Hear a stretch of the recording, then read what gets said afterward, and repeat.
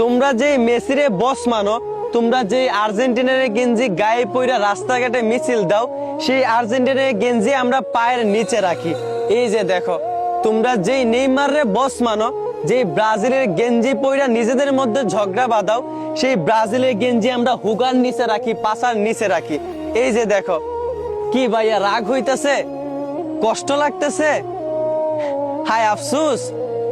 যে দেশগুলা মুসলমানদেরকে দেখতেই পারে না, সেই দেশগুলার বিরুদ্ধে কথা বললে তোমাদের কষ্ট লাগে।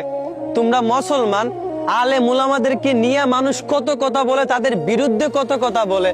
তোমরা মুসলমান, অথচ তোমাদের একটু কষ্ট লাগে না, তোমরা প্রতিবাদ করো না।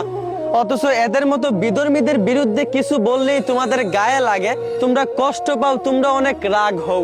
আরে ভাই, খেলা আমরাও দেখি, খেলা আমরাও পছন্দ করি, ওর খেলা অনেক ভালো লাগে, তবে আমি তার অন্ধ ভক্ত না।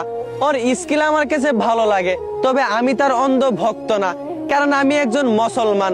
আমার হৃদয়ে থাকে আল্লাহ, আমি অনুসরণ করি আমার রাসূলকে।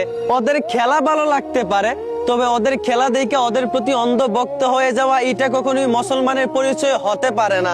ওদের খেলা পছন্দ হতে পারে, ওদেরকে সাপোর্ট করতে পারো, তবে ওদের প্রতি অন্ধ ভক্ত হয়ে তোমরা বাঙালি হয়ে, মুসলমান হয়ে নিজেদের মধ্যে ঝগড়া করবা, লড়াই করবা, হিংসা করবা, এইটা কখনোই ভাই মুসলমানের পরিচয় হতে পারে না।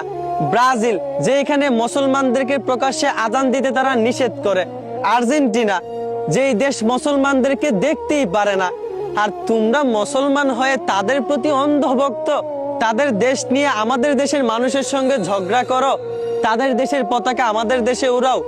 সি সি সি, মুসলমান, লজ্জা লাগে না? একজন মুসলমান হয়েও যারা এসব নিয়ে বেশি বাড়াবাড়ি করে, মনে রাখবেন সে মানসিক প্রতিবন্ধী। কারণ কোন সুস্থ মস্তিষ্কের মানুষ, কোন সুস্থ মুসলমান এইসব নিয়ে বাড়াবাড়ি করতে পারে না। অতএব আমার ভাই, খেলা পছন্দ করেন, সাপোর্ট করেন, ভালো কথা, তবে এইসব নিয়ে বাড়াবাড়ি করা কখনোই উচিত না। আশা করি বুঝতে পারছেন।